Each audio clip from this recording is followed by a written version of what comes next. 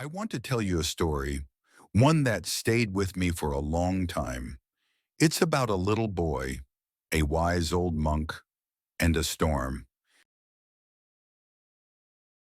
It was the kind of night where even the wind had something to say.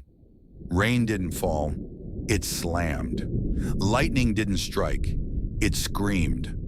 Up in the misty mountains, a monastery sat quietly under the chaos as if meditating through nature's rage. Inside, candles flickered, walls trembled, and a young boy sat by his small wooden window, watching his world get washed away. His name was Aaron, just 10, a boy full of questions, too many feelings for a child, and a sketchbook he carried like a treasure chest. That night, his favorite drawing, one he'd poured days of joy into, was ruined by a leak in the roof. By morning, the storm had passed, but not for Aaron. He ran barefoot into the courtyard, soaked in grief and mud.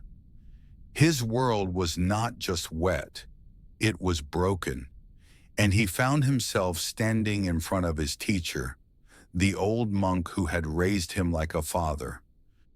The monk who taught him wisdom, silence, patience. Angry and frustrated, the boy said, "Why does the sky get so angry? The storm ruined everything. My drawing got soaked. The garden's a mess. I couldn't sleep all night. What's there to be thankful for in that?" The monk didn't answer right away. He simply smiled, stood up, and said, "Come, walk with me." They walked through the monastery garden, the rain still dripping from the trees, the air fresh and still. Sometimes you see, answers aren't meant to be told, they're meant to be walked through. As they walked, the monk pointed to a tall sunflower. It had been bent low by the rain, its head drooping toward the ground. "Look at this flower," the monk said. "The storm bowed it, but it didn't break. Give it a day. It will rise again, stronger." The boy asked, "But what if it had broken?"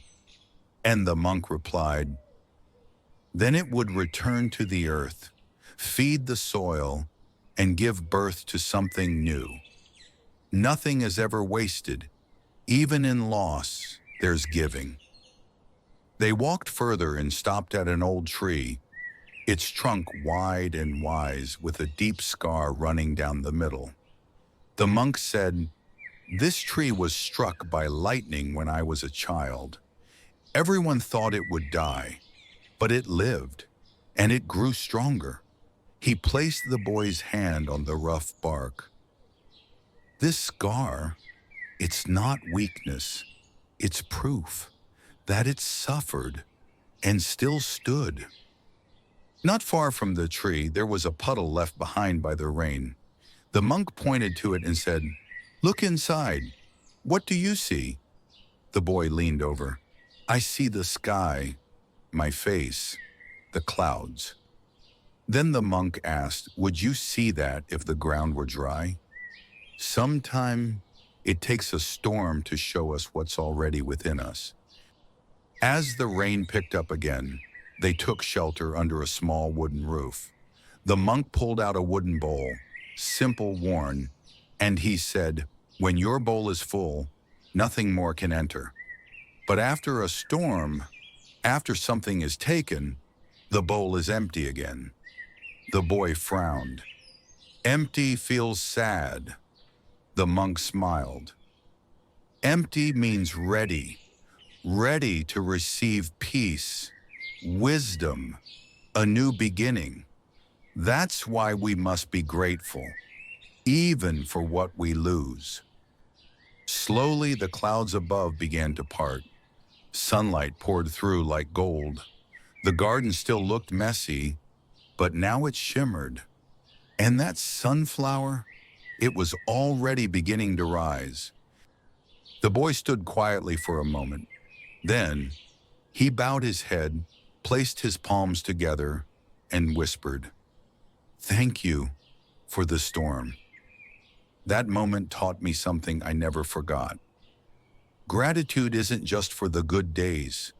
It's for the storms that shape us, the rain that teaches us to bend, the wind that clears the path, and the empty bowl that makes space for something new. Some storms don't come to break you. They come to prepare you. Be grateful, even for them.